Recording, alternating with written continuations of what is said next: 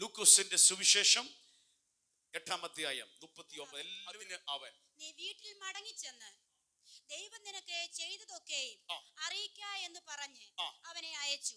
ദൈവം നിനക്ക് ചെയ്തതൊക്കെയും അറിയിക്ക എന്ന് പറഞ്ഞ് അവനെ അയച്ചു. അവൻ പോയി യേശു തനിക്ക് ചെയ്തതൊക്കെയും പട്ടണത്തിൽ എല്ലായിടവും അറിയിച്ചു. അവൻ പട്ടണത്തിൽ പോയി യേശു തനിക്ക് ചെയ്തതെല്ലായിടത്തും അറിയിച്ചു. ഇനി 40.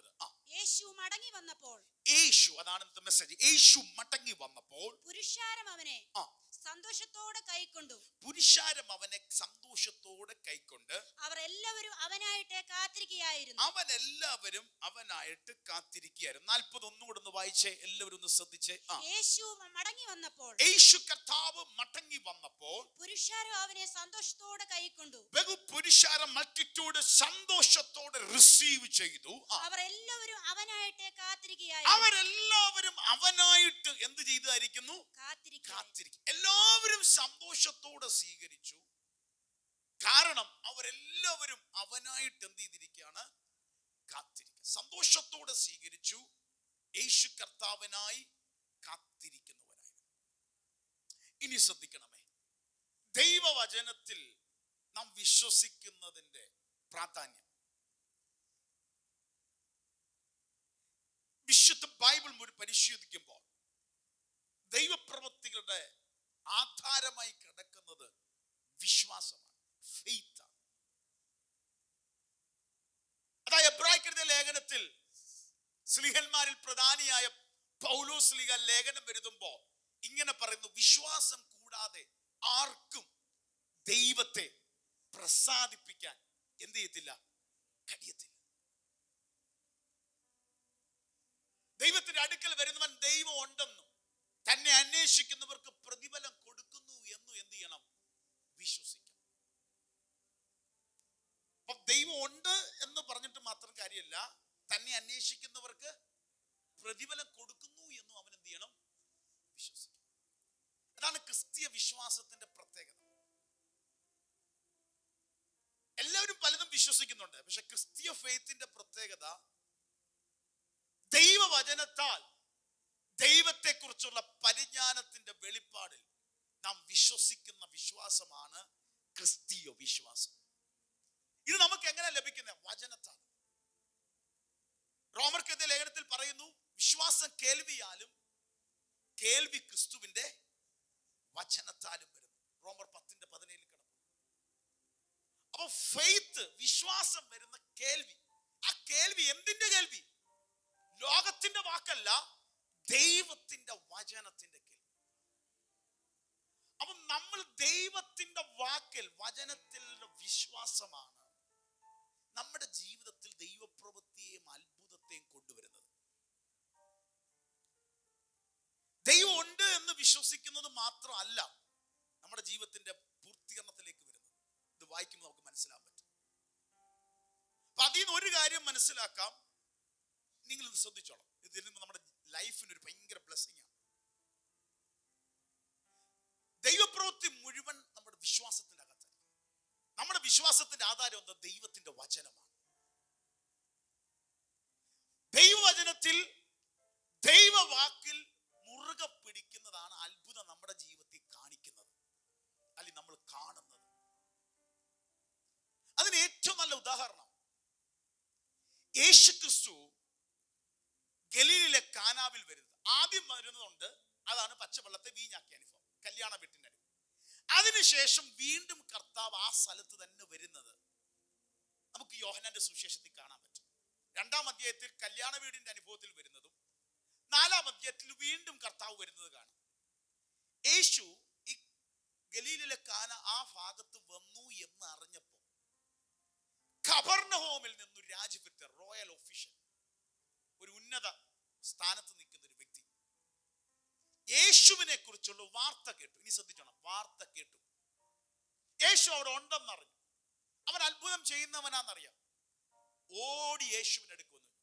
ഓടി വരിക എന്ന് പറഞ്ഞാൽ ചില മൈലുകൾ വ്യത്യാസമുണ്ട് കഫർന്നഹൂമിൽ നിന്നും ഗലീലയിലേക്ക് വരാനായിട്ട്. വന്നു, വന്നിട്ട് പറഞ്ഞു, മകൻ എന്ത് ചെയ്തിരിക്കുക?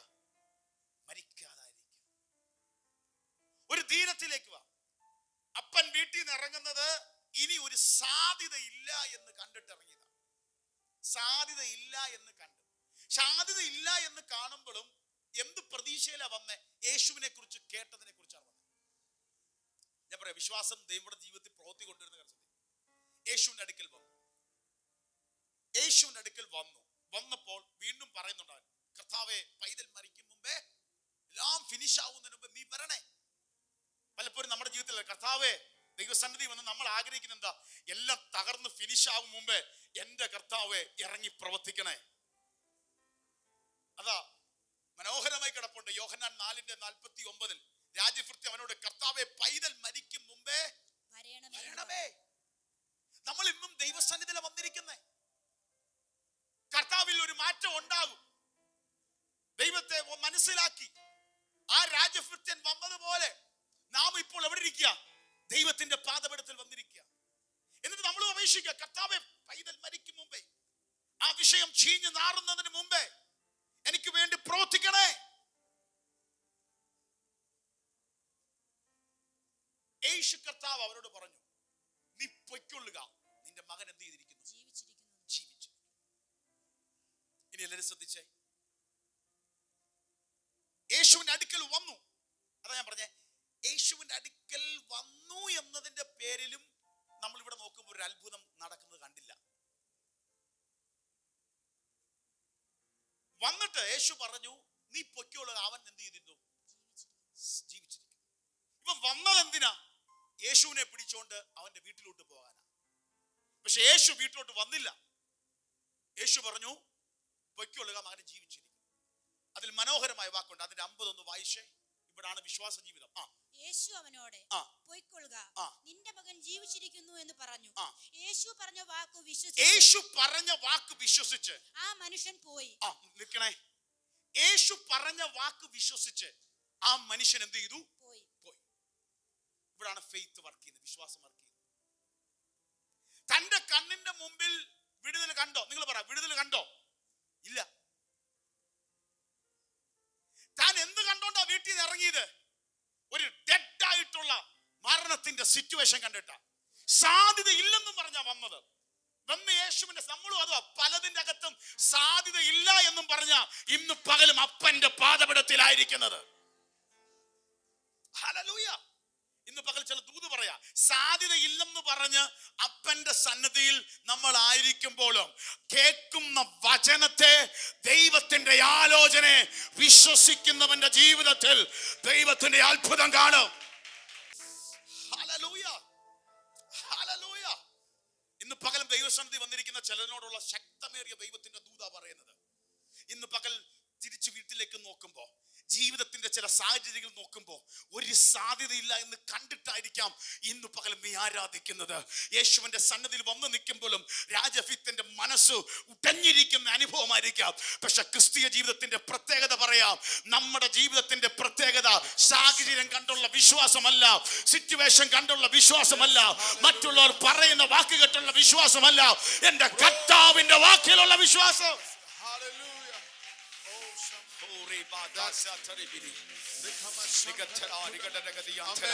ഇന്ന് പകൽ ഈ സഭാരാധനയിൽ ആരാധിക്കുന്ന സകലതിനെ നോക്കി ഞാനൊരു ദൂത് പറയാ. ഇതുവരെ നീ കണ്ടത് വിശ്വസിക്കരുത്, ചിലര് പറഞ്ഞത് നീ വിശ്വസിക്കരുത്. ആ വിഷയത്തിൽ കർത്താവ് എന്ത് പറഞ്ഞു അത് വിശ്വസിക്കുക. ആഴികളിൽ വഴിയൊരുക്കുന്നവൻ, ചെങ്കടലിനെ പിളർക്കുന്നവൻ, മരണ യോർദാനെ തട്ടിമാറ്റുന്നവൻ, നിന്നെ മറുകരയെത്തിക്കുന്നവൻ, കൊടുങ്കാറ്റിനെ ശാന്തമാക്കുന്നവൻ, സൗഖ്യങ്ങളെ തരുന്ന ദൈവം.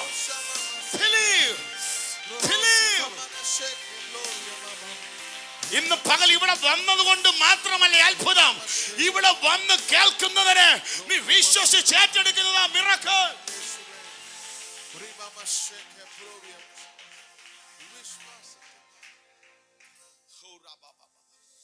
അപ്പൊ ദൈവസന്നിധിയിൽ വരുന്നത് എന്താ? വരുന്ന അനുഗ്രഹമില്ലേ? അനുഗ്രഹം. ദൈവപ്രവൃത്തിക്കുള്ള വാതിൽ തുറക്കുക. അത് അനുഭവിക്കണമെങ്കിൽ അത് വിശ്വസിക്കുമ്പോഴാണ്. അതാണ് ക്രിസ്ത്യൻ ലൈഫിന്റെ പ്രത്യേകത, ഫെയ്ത്ത്. ദൈവത്തിന്റെ അടുക്കൽ വരുന്നതെന്ന് മാത്രമല്ല, വിശ്വസിക്കണം. ഈ മനുഷ്യൻ വിശ്വസിച്ചുകൊണ്ട് എന്ത് ചെയ്തു? പോയി. വായിച്ചേ. അവൻ പോകയിൽ അവന്റെ ദാസന്മാർ അവനെ എതിരേറ്റു. എന്തും കണ്ടോണ്ടിരിക്കേ, എന്തും കണ്ടോണ്ടാ മുന്നോട്ട് പോയേ. കാണാനുണ്ടെങ്കിൽ വീട്ടിൽ മോൻ തകർന്നു കിടക്കുന്നതാ, തീരുന്ന ഫിനിഷിംഗാ കാണുന്നത്. പക്ഷെ എന്തേ കയറി വിശ്വസിച്ചു? കർത്താവിന്റെ വാക്കേ കയറി വിശ്വസിച്ചു. ഇന്ന് പകൽ ദൈവപാദപീഠത്തിൽ ഇരിക്കുന്ന നമുക്ക് മുന്നോട്ടുള്ള സ്റ്റെപ്പ് എന്താണെന്നറിയാമോ? മുന്നോട്ടുള്ളതിന് ചിലതിനെ നോക്കിയാ നമുക്ക് ഉടയുന്ന അനുഭവമാണ്. പക്ഷെ കേട്ട ദൈവശബ്ദത്തെ പിടിച്ചോണ്ട് മുന്നോട്ടൊരു സ്റ്റെപ്പ് വെക്ക. ഇന്ന് ചിലരോട് പറയുന്നു, ഇത്രയും നാളും ഇന്നൊന്ന് ചിലര് മാറ്റി പിടിക്കുമ്പോ ഇത് ചിലരോടുള്ള ദൂത. ഇത്രയും നാളും ദൈവസന്നിധി വന്നതും ആരാധിക്കാൻ വന്നതും തിരിച്ചു മടങ്ങി പോകുമ്പോഴും ആ വീട്ടിലെ സാഹചര്യം അങ്ങനെയാണല്ലോ എന്ന് ചിന്തിച്ചാ പോയത്. പക്ഷെ ഇന്ന് ദൈവം പറയുന്നു, അതല്ല, ഇവിടെ കേട്ട വാഗ്ദത്തത്തെ വിശ്വസിച്ചുകൊണ്ട് നീ സ്റ്റെപ്പ് മുന്നോട്ട് വെച്ചോ.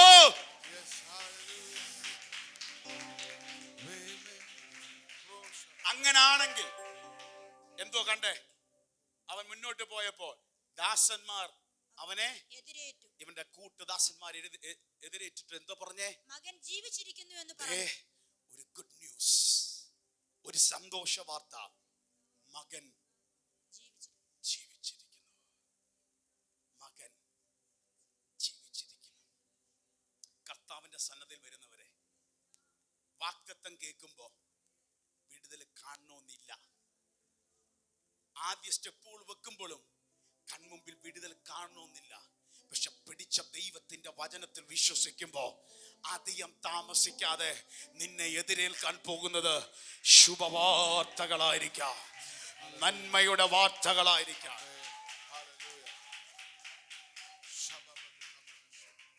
അടുത്ത വാക്ക്. അവന് വേദം വന്ന നാഴിക അവരോട് ചോദിച്ചതിന് ഇവനൊരു രാജഫലത്ത് ഒരു കാര്യം ചോദിച്ചു, എപ്പരാ സൗഖ്യമായേ? കാരണം ഈ കാനാവിൽ നിന്ന് തിരിച്ച് കഫർനോമിലേക്ക് മൈലുകൾ യാത്രയുണ്ട്. എപ്പരാ സൗഖ്യമായേ? അടുത്തത് അവർ അവനോട് ഇന്നലെ 7 മണിക്ക് പനി വിട്ടുമാറി എന്ന് പറഞ്ഞു. അവര് പറയാണ് സംഭവിച്ചത് എപ്പരാന്നറിയാമോ? ഇന്നലെ 7 മണിക്ക് പനി വിട്ടുമാറി. ആകയാൽ നിന്റെ മകൻ ജീവിച്ചിരിക്കുന്നു എന്ന് യേശു പറഞ്ഞ നാഴികയിൽ തന്നെ എന്ന് അപ്പൻ ഗ്രഹിച്ചു. അപ്പന് മനസ്സിലായി നിന്റെ മകൻ ജീവിച്ചിരിക്കുന്നു എന്ന് ഇന്നലെ യേശു എപ്പോഴാണോ പറഞ്ഞേ, അപ്പോൾ ആ മണിക്കൂറിൽ, സെക്കൻഡിൽ ഇപ്പുറത്ത് വിടുതൽ നടന്നു. ഇന്ന് പകൽ ചിലതൊന്നും നമ്മൾ ഇന്നും കണ്ടിട്ടില്ല. അദൃശ്യ മണ്ഡലത്തിൽ, ആത്മമണ്ഡലത്തിൽ ചിലതിനുള്ള വിടുതലുകൾ നടന്നു കഴിഞ്ഞു. അധികം താമസിക്കാതെ നിന്റെ കൺമുമ്പിൽ അത് കാണും, നിന്റെ ചെവി കൊണ്ട് അത് കേൾക്കും. അങ്ങനെ ദൈവാത്മാവിൽ ഞാൻ പറയുന്നു, ഹല്ലേലൂയ. ചില വിടുതൽ അദൃശ്യ മണ്ഡലത്തിൽ പൈശാചിക മണ്ഡലങ്ങളെ വെട്ടിമാറ്റി ചില വിടുതലുകൾ നടന്നിട്ടുണ്ട്. അധികം താമസിക്കാതെ അതിന്റെ അത്ഭുതം കണ്ണിന്റെ മുമ്പിൽ ദൈവം കാണിക്കും.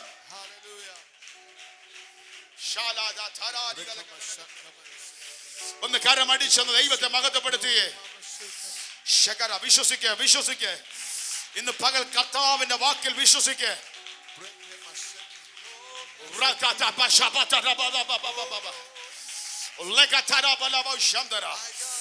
യേശുക്രിസ്തുവിന്റെ നാമത്തിൽ നിനക്കെതിരെ പോരാടുന്ന ചില മണ്ഡലങ്ങൾ, അദൃശ്യ മണ്ഡലങ്ങളിൽ ദൈവത്തിന്റെ ദൂതന്മാരിറങ്ങി വെട്ടി മാറ്റാൻ പോകുകയാണ്.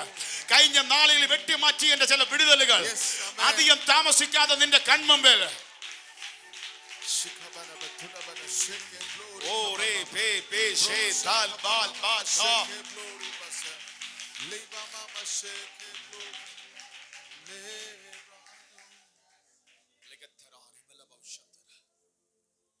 ചില മീറ്റിംഗിൽ അസാധാരണമായി ദൈവശക്തി വന്ന് ആരാധിച്ചു കഴിയുമ്പോൾ ദൈവമക്കൾക്ക് ഒരു ബുദ്ധിമുട്ട് വരും. പാസ്റ്ററെ, ശക്തമായി ഞാൻ ആരാധിച്ചു, എന്നത്തെ മീറ്റിംഗ് പോലല്ല. എനിക്ക് മനസ്സിലായി, ഞാനും ആ വചനം ഏറ്റു പറഞ്ഞു. പക്ഷേ ആഴ്ച കഴിഞ്ഞിട്ടും കണ്ടില്ല പാസ്റ്ററെ ദൈവപ്രവൃത്തി. സംഭവിച്ചെന്താ പറയാ, അന്ന് മേളെ പൊട്ടേണ്ടത് പൊട്ടിയതാ. അദൃശ്യ മണ്ഡലത്തിൽ കെട്ടുപൊട്ടി. അധികം താമസിക്കാതെ നിന്റെ കൺമുമ്പിൽ അതിന്റെ വിടുതലിനെ എന്റെ ദൈവം കൊണ്ടെത്തിക്കും.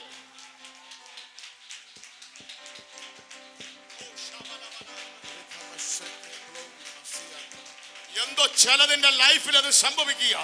നിന്റെ കൂടാരത്തിന്റെ മീതെ, നിന്റെ തലമുറയ്ക്ക് മീതെ, നിന്റെ ജീവിതത്തിന്റെ മീതെ പൊങ്ങി നിൽക്കുന്നതിനെ പൊട്ടിച്ചു മാറ്റി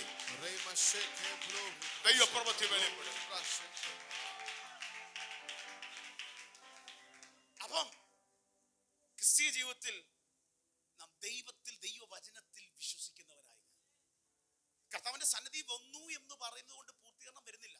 അതിലേക്കൊരു സാധ്യത തുറന്നു വരികയാണ് ദൈവസന്നിധിയിൽ വന്ന്.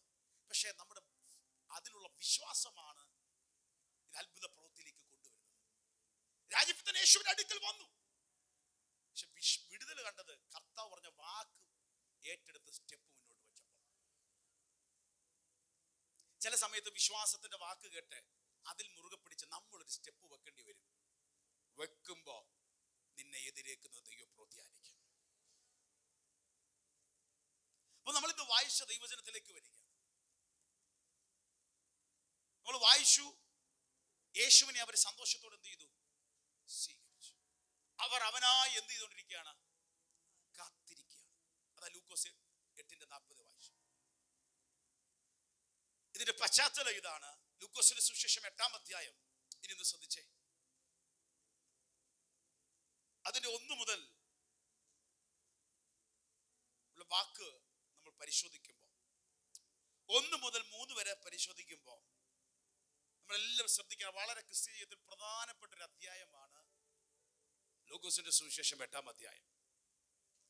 യേശു ക്രിസ്തു ഈ ഭൂമിയിലായിരിക്കുമ്പോൾ വ്യാപകമായി കർത്താവ് ശുശ്രൂഷിക്കുന്ന ശുശ്രൂഷാനുഭവം നമുക്കിവിടെ കാണാൻ പറ്റും. വൈഡ്ലി കർത്താവ് മിനിസ്ട്രി ചെയ്യാണ്. 8:1 തൊട്ട് വായിക്കുമ്പോൾ അവൻ ദൈവരാജ്യം പ്രസംഗിച്ചും സുവിശേഷിച്ചും പട്ടണം തോറും നടന്നു. യേശുവിന്റെ കൂടെ ആരായിരുന്നെന്നറിയാമോ? ഭയങ്കര വ്യാപകമായി ശുശ്രൂഷ. ഒറ്റയ്ക്കല്ല, കൂട്ടത്തിൽ വലിയ കൂട്ടമുണ്ട്. യേശു ഈ ഭൂമിയിലേക്ക് വന്ന് യോർദാനിൽ യോഹന്നാനാൽ സ്നാനപ്പെട്ട് മിനിസ്ട്രി ആരംഭിച്ച് ശക്തമായി മിനിസ്ട്രി കൊണ്ട് മുന്നേറുന്ന അധ്യായങ്ങളാണ് 8-ാം അധ്യായം. സാനുഭവങ്ങൾ. അതിന്റെ 2-ാമത്തെ വാക്യം ഒന്ന് വായിച്ചേ. അവനോടുകൂടെ 12 അതായത് ശിഷ്യന്മാരായ 12 പേര് അവൻ ദുരാത്മാക്കളെയും വ്യാധികളെയും നീക്കി സൗഖ്യം വരുത്തിയ ചില സ്ത്രീകളും. ആ കൂട്ടത്തിൽ സ്ത്രീകൾ, സഹോദരിമാർ. കാരണം അവരുടെ ജീവിതത്തിൽ വിടുതൽ കിട്ടി. ദുരാത്മാക്കൾ മാറി, വ്യാധികൾ സൗഖ്യമായി. അപ്പൊ യേശുവിന്റെ അടുക്കൽ വന്ന് ദുർഭൂതങ്ങൾ വിട്ടുപോയി. വ്യാധികൾ, മാറാത്ത വ്യാധികൾ എന്ത് ചെയ്തു? സൗഖ്യമായി. അങ്ങനെ വിടുതൽ പ്രാപിച്ച സഹോദരിമാരും 7 ഭൂതങ്ങൾ വിട്ടുപോയ മഗ്ദലക്കാരത്തി മറിയയും. യേശുവിൻ അതുകൊണ്ടാണ് 7 ഭൂതങ്ങൾ വിട്ടുപോയ ഈ വിടുതൽ ഓർത്താലാണ് ഉയർപ്പിൻ പ്രഭാതത്തിൽ ഓടി കല്ലറയെ പോയില്ലയോ? എന്തുകൊണ്ടാ? കൂടെയുള്ള 12 ശിഷ്യന്മാർ ഓടിയില്ലെങ്കിലും അതിന് മുമ്പേ ആദ്യം പോവാൻ കാരണം അവിടെ ജീവിതത്തിൽ ദൈവം ചെയ്ത വിടുതലാണ്. 1ഉം 2ഉം അല്ല, 7 ഭൂതങ്ങളാണ് അവളിൽ നിന്ന് എന്ത് ചെയ്തത്? വിട്ടുപോയ മഗ്ദലക്കാരത്തി മറിയം. അടുത്ത ഹെരോദാവിന്റെ കാര്യവിചാരകനായ കൂസയുടെ ഭാര്യ യോഹന്നയും ശൂസന്നയും തങ്ങളുടെ വസ്തുവക കൊണ്ട് അവർക്ക് ശുശ്രൂഷ ചെയ്തു പോന്ന മറ്റു പല സ്ത്രീകളും ഉണ്ടായിരുന്നു. കണ്ടോ യേശു ക്രിസ്തുവിന്റെ ശുശ്രൂഷ? കണ്ടോ? രോഗികൾ സൗഖ്യമായി, ഭൂതങ്ങൾ പുറത്തായി. ഒരു വലിയ കൂട്ടം യേശുവിന്റെ കൂടെ. അതായത് സാന്നിധ്യം കൊണ്ടും സാമീപ്യം കൊണ്ടും പ്രാർത്ഥന കൊണ്ടും. അത് മാത്രമാണോ ശുശ്രൂഷത്തെ എന്ത് ചെയ്ത് താങ്ങിയത്? അവർ വസ്തുവകകൾ പലതും വിറ്റ് പല സ്ത്രീകളും യേശുവിനെ എന്ത് ചെയ്തു?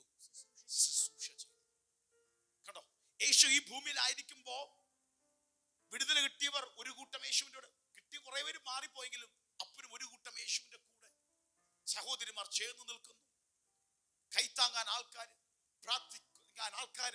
അപ്പോൾ തന്നെ തങ്ങളുടെ വസ്തുവകകളും വിറ്റ് യാത്രയ്ക്ക് അനുഗ്രഹമായി ഫുഡിന് ആവശ്യമായ മുന്നോട്ടുള്ള, നമ്മുടെ ഭാഷ പറഞ്ഞ ട്രാവലിങ്ങും ഫുഡിന്റെ എക്സ്പെൻസിന് ആവശ്യമായ ക്രമീകരണങ്ങൾ ചെയ്യാൻ തങ്ങളുടെ നന്മകളിൽ നിന്നും വിറ്റിട്ട് പോലും യേശുവിന്റെ പാദപീഠത്തിൽ കൊണ്ടുകൊടുത്ത് അനുഗമിച്ച സഹോദരിമാരും. ആക്ച്വലി ഇതാണ് ദൈവത്തിന്റെ വേല, മിനിസ്ട്രി. ഒറ്റയ്ക്ക് ഒരാളായി ചെയ്യാൻ പറ്റില്ല. ആൾബലം വേണം, ആത്മീയ ബലം വേണം, പ്രാർത്ഥനാ ബലം വേണം, കാര്യങ്ങൾ നടക്കാൻ ഫിനാൻഷ്യൽ ബലം വേണം. ഇതെല്ലാം കൊണ്ട് ഒന്നിച്ചു ചേർന്ന്, അതാണ് യേശു ക്രിസ്തുവിന്റെ ശുശ്രൂഷ.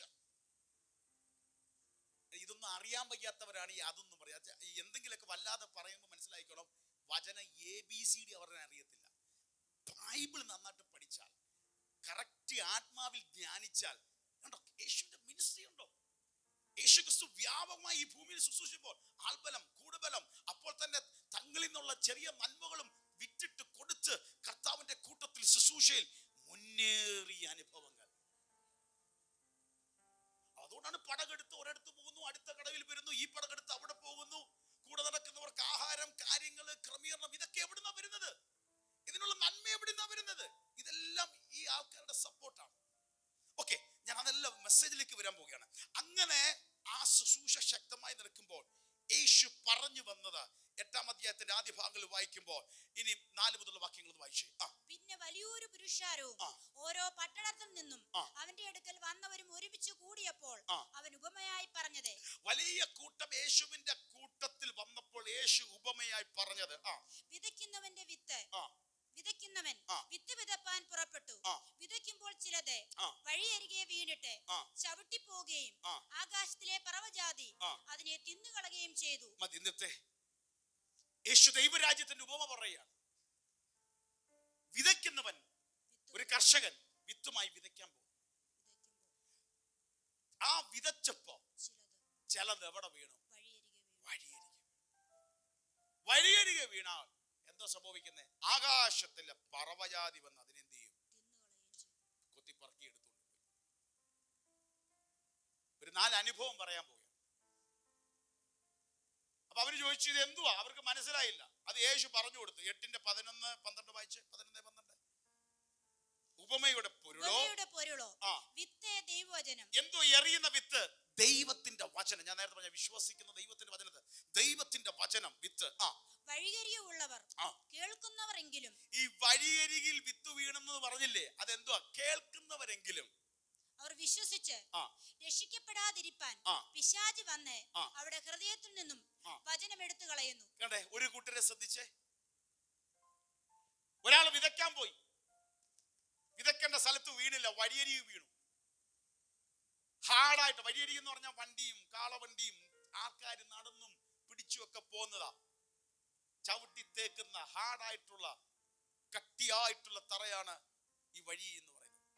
കാരണം ആൾക്കാർ സ്ഥിരം നടന്ന് ഒക്കെ പോയി എന്ത് ചെയ്യും? കട്ടിപിടിച്ചു അവിടെ വന്ന് വീണു.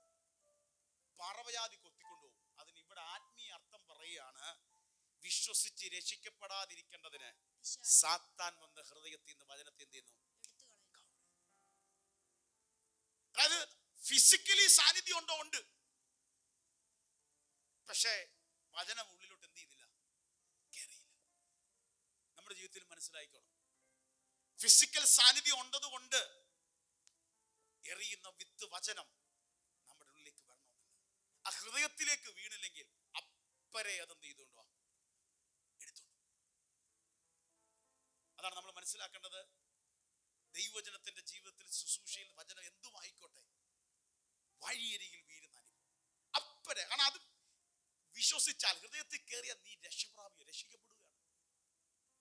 നിന്റെ ജീവിതത്തിൽ ആ വിത്തിന്റെ 100 മേനി വിളവുണ്ടാകേണ്ടതാണ്. തുടക്കത്തിലെ ഒന്നും കിളിക്കുന്നതിന് മുമ്പ് തന്നെ കൊത്തിപ്പറത്തി സാത്താൻ എടുത്തുണ്ട്. അപ്പൊ ഇതിൽ നിന്നൊരു കാര്യം മനസ്സിലാക്കണം. വചനത്തിന്റെ വിത്ത് എറിയുമ്പോ അത് നിലത്ത് വീഴാതെ, തൊടാതെ, കറക്റ്റ് നിന്റെ ജീവിതത്തെ തൊടാതെ അപ്പരെ കൊത്തിപ്പറക്കിക്കൊണ്ട് പോകുന്ന പൈശാചിക മണ്ഡലങ്ങൾ ഉണ്ടെന്ന് പറയാൻ മനസ്സിലാക്കി. അതാ നമുക്ക് പോരാട്ടം ഒരു വ്യക്തിയോടോ ജഡരക്തങ്ങളോടല്ല നമ്മുടെ പോരാട്ടം. ഇന്ന് പകലും നിങ്ങളൊരു ആത്മീയ യുദ്ധത്തില്ല. ദൈവം ഇതിനോട് പറയുന്നു, നിന്റെ ജീവിതത്തിന് അനുഗ്രഹമാകണ്ട, നിന്റെ ഹൃദയത്തിൽ 100 മേനി കൊയ്യണ്ട, പല വിത്തുകളെയും വചനത്തെയും കൊത്തി പറക്കിക്കൊണ്ടു പോകാനുള്ള പൈശാചിക മണ്ഡലങ്ങൾ ഇന്നും ഫൈറ്റ് ചെയ്യുന്നു. അതുകൊണ്ട് ആരാധനയ്ക്ക് വരുമ്പോ പ്രാർത്ഥിച്ച്, കർത്താവേ ഈ വചനം എന്റെ ജീവിതത്തോട് ഇടപെടണമേ. പ്രാർത്ഥിച്ചിട്ട് വന്നില്ലെങ്കിലുള്ള പ്രശ്നം എന്തറിയാമോ? ഫിസിക്കലി നമ്മളിവിടെ ഉണ്ടോ? ഉണ്ട്. ഭൗതികമായി നമ്മുടെ സാന്നിധ്യം ആലയത്തിലുണ്ടോ? ഉണ്ട്. 1 മണി വരെ അല്ലെങ്കിൽ 1:15 വരെ നമ്മളെല്ലാം കേട്ടോ? കേട്ടു. പക്ഷേ ഈ സാധനം വിടുതലായി മാറത്തില്ല. പ്രാർത്ഥിക്കണം, കർത്താവേ എന്റെ ജീവിതത്തിൽ കയറേണ്ടത് എൻ്റെ ജീവിതത്തിൻ്റെ അകത്ത് വരണം. എൻ്റെ വയലിൻ്റെ അകത്ത് വീഴേണ്ട ചില വിത്തുകളുണ്ട്. അല്ലെങ്കിൽ ഞാൻ വെറുതെ പോകുന്ന അനുഭവം വരും. കാരണം സാത്താൻ നോക്കി നിൽക്കുക. കാരണം നിന്റെ അകത്തത് വീണ നിന്റെ ജീവിതം മാറും. ഹല്ലേലൂയ. 20-ാമത്തെ വയസ്സിൽ ഹല്ലേലൂയ എഞ്ചിനീയറിംഗ് പഠിക്കുമ്പോൾ ഒരു മീറ്റിംഗിന്റെ ബാക്കിൽ പോയി ഇരുന്നതാ. അന്ന് എൻ്റെ ഉള്ളിൽ വീണതിന്റെ റിസൾട്ട് ആണ് ഞാൻ ഇവിടെ നിൽക്കുന്നത്. ഇന്ന് പകൽ ചിലതിന്റെ ഉള്ളിൽ ചിലത് വീണാൽ നിന്റെ ലൈഫ് മാറും.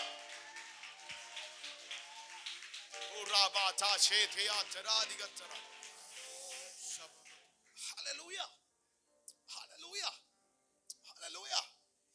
ഇന്നിവിടെ കുഞ്ഞുങ്ങളെ എന്തോ ആയിക്കോട്ടെ, നിങ്ങൾ അറിയാവുന്ന രീതി പ്രാർത്ഥിക്കുക. മാതാപിതാക്കളും പ്രാർത്ഥിച്ചങ്ങ് വിട്ടേക്കണം. ഇതിനെ ഒരാളെ തൊട്ടാൽ, ഒരാളുടെ ജീവിതത്തെ തൊട്ടാൽ ഹല്ലേലൂയ ദൈവത്തിന്റെ പ്രവൃത്തി വെളിപ്പെടും. ഒരു മീറ്റിംഗ് ആയിരിക്കാം ജീവിതത്തെ തിരിക്കുന്നത്. ഒരു മീറ്റിംഗ് ആയിരിക്കാം ജീവിതത്തിന്റെ തീരുമാനങ്ങളെ എടുക്കുന്നത്. ഹല്ലേലൂയ. അതുകൊണ്ട് ഇന്ന് പകൽ ഞാൻ ഒരു കാര്യം വിളിച്ചു പറയാം. വീഴുന്ന ചില വിത്തുകൾ നമ്മുടെ ജീവിതത്തിന് അനുഗ്രഹമായിരിക്കും. Hallelujah, hallelujah, hallelujah. എത്ര പേര് വിശ്വസിക്കുന്നുണ്ട് ജീവിതത്തെ മാറ്റാൻ ദൈവത്തിന്റെ വചനത്തിന് പറ്റും? പക്ഷെ നമ്മുടെ ജീവിതത്തിന്റെ അകത്ത് കൊത്തിയെടുത്തോണ്ട് പോകരുത്, കൊത്തിയെടുത്തോണ്ട് പോകരുത്. ഇനിയെങ്കിലും സമ്മതിക്കരുത്. ഇത് വീണാൽ നമ്മുടെ ജീവിതത്തിന് അനുഗ്രഹമാണ്. പക്ഷെ പിശാച് സമ്മതിക്കത്തില്ല. നമ്മൾ ഇവിടെ ഇരിക്കുമ്പോൾ പല പല ചിന്തകൾക്ക് അതൂടെ നമ്മളിങ്ങനെ കയറ്റിക്കൊണ്ടു. അപ്പൊ ഈ കറക്റ്റ് അങ്ങനെ വീണ അവന്റെ ജീവിതം വീടുതല. നിങ്ങൾക്ക് അറിയാൻ വയ്യത്തോണ്ടാ ദൈവശക്തിയുടെ ദൈവപ്രവൃത്തിയുടെ വചനം വീണകത്തൊന്ന് കയറി കത്തിയ. കാരണം ബൈബിൾ പറയുന്നത് വിശ്വസിക്കുന്ന നിങ്ങളിൽ അത് എന്ത് ചെയ്യുന്നു? വ്യാപരിക്കുന്നു. മീറ്റിംഗ് ആശീർവാദം കഴിഞ്ഞാലും അകത്ത് കടന്ന് വിത്ത് കടന്ന് വ്യാപരിക്കും. ലൈഫ് മാറും, വ്യക്തി മാറും, സാഹചര്യങ്ങൾ തുറന്നു വരുന്നത് കാണും. ജീവിതത്തിൽ ചില ഡിസിഷനുകൾ എടുക്കാൻ ദൈവം തിരിക്കും. ടേണിംഗ് പോയിന്റുകൾ ഉണ്ടാകും. ജീവിതത്തിൽ തിരിവുകൾ ഉണ്ടാകും. ഹിസ്റ്ററി, ചരിത്രം മാറുന്ന പോലെ നിന്റെ ജീവിതത്തിന്റെ ചരിത്രങ്ങളെ മാറ്റും ദൈവത്തിന്റെ. ഇപ്പൊ നമുക്കൊന്നും മനസ്സിലാകത്തില്ല. പക്ഷെ വചനത്തിന് അത്ര പവറാണ്. ഇത് ജീവന്റെ വചനമാണ്. ഹല്ലേലൂയ. ഞാൻ എപ്പോഴും പറയാറുണ്ട്, ഹല്ലേലൂയ, ഞാനും വായിക്കാറുണ്ട്. രാവിലെ നമ്മൾ മനോരമ പത്രമോ അല്ലെങ്കിൽ മാതൃഭൂമി എന്തോ ആയിക്കോട്ടെ, അത് വായിച്ചു കഴിഞ്ഞാൽ ഇന്ന് ഒരു മണിക്കൂർ, നാളെ അതിന് പറ്റത്തില്ല. ഇന്നത്തെ ചൂടേറിയ വാർത്ത കഴിഞ്ഞാൽ അതിന് നാളെ ഒരു പറയില്ല. പിന്നെ നാളെ പൊതിയാനുള്ള സാധാ പേപ്പറാ. പക്ഷെ ഇത് ഒരു പേപ്പറാ. ഇതിന്റെ അകത്ത് ലെറ്റർ ഉണ്ട്.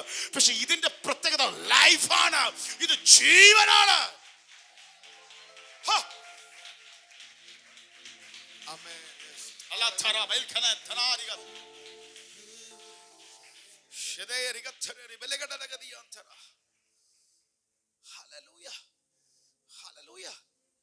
ജീവിതത്തിൽ ദൈവാത്മാവിന്റെ പ്രവൃത്തി. ഒരു മീറ്റിംഗ് മതി, ഒരു ദൈവനിറം മതി, ഒരു വചനം മതി ജീവിതത്തെ മാറ്റാൻ. അതുകൊണ്ട് ഇന്ന് പകൽ മനസ്സിലാക്കിക്കോണം, പലപ്പോഴും നാം ബ്ലെസ്ഡ് ആവാൻ അനുവദിക്കാത്ത പൈശാചിക മണ്ഡകളുണ്ട് വീരുന്നത് അപ്പരെ കൊത്തിപ്പറക്കി കൊണ്ടുപോകാൻ. നിങ്ങൾ മനസ്സിലാക്കണം. ചിലർ ഈ പാസ്റ്റർ അയലോക്കക്കാരെ പറയും. അയലോക്കക്കാർ പ്രശ്നം ഉണ്ടാക്കുന്നതിന് അതൊക്കെ അവിടെ ഇരിക്കട്ടെ. അതല്ല, അതിലും വലിയ വിഷയം നിന്റെ ജീവിതത്തിൽ വീരുന്ന വചനത്തെ കൊത്തിപ്പറക്കി കൊണ്ടുപോകാൻ നടക്കുന്ന പൈശാചിക പോരാട്ടങ്ങളുണ്ട്. അത് തിരിച്ചറിയാതെ മറ്റേ ദൈവം ചെയ്യേണ്ട വിടുതലൊക്കെ അപ്പ ചെയ്തോളും. ഹല്ലേലൂയ. ചിലർ അതിന് വലിയ അതല്ല, ഇതകത്തോട്ട് കയറി മറ്റൊരെനിക്കെതിരെ പ്രാർത്ഥിച്ചു പാസ്റ്ററെ, അതാണ് വിഷയം. ഹല്ലേലൂയ. അതുകൊണ്ടാണ് ഇത്രയും ശരിയാവാത്തത്.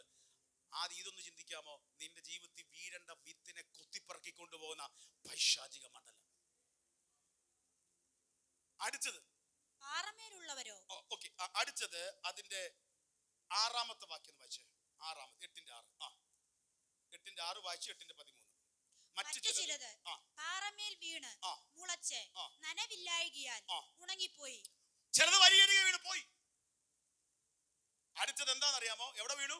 പാറമേൽ വീണു. നല്ല മുളച്ചു. നനവില്ലായ ഉണങ്ങിപ്പോയി. അതിന്റെ പൊരുള് 8:13 വായിച്ചു.